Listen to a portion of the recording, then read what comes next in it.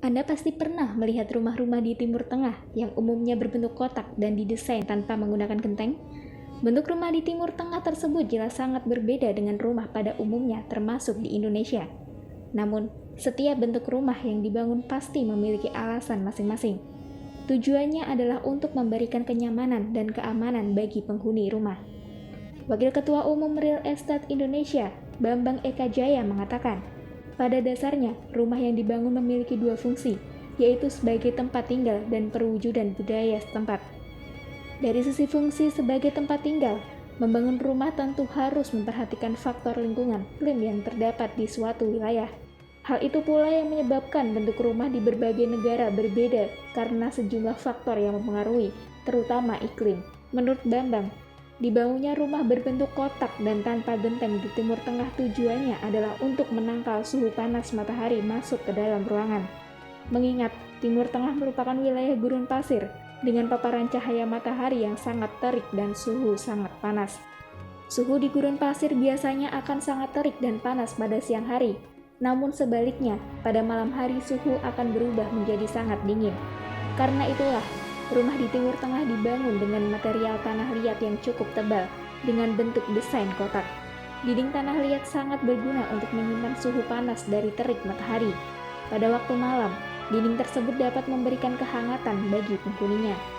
Karena kondisi iklim inilah yang akhirnya membedakan dengan bentuk rumah di Indonesia yang didesain dengan banyak bukaan, ventilasi, dan jendela, termasuk menggunakan atap genteng. Senada dilansir Axo, atap datar yang dibangun di Timur Tengah memiliki fungsi sebagai insulasi yang dapat meminimalisasi panas yang masuk ke dalam rumah. Berbeda dengan atap bidang miring, atap datar biasanya dibuat jauh lebih padat dan tebal karena terbuat dari tanah liat dan beton. Dari sisi histori, rumah atap datar di Timur Tengah telah menjadi ciri khas yang dibangun sejak berabad-abad lamanya.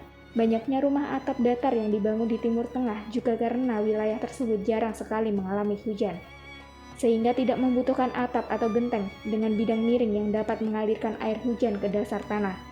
Meski demikian, saat ini rumah atap datar juga telah banyak diadopsi untuk hunian di berbagai negara.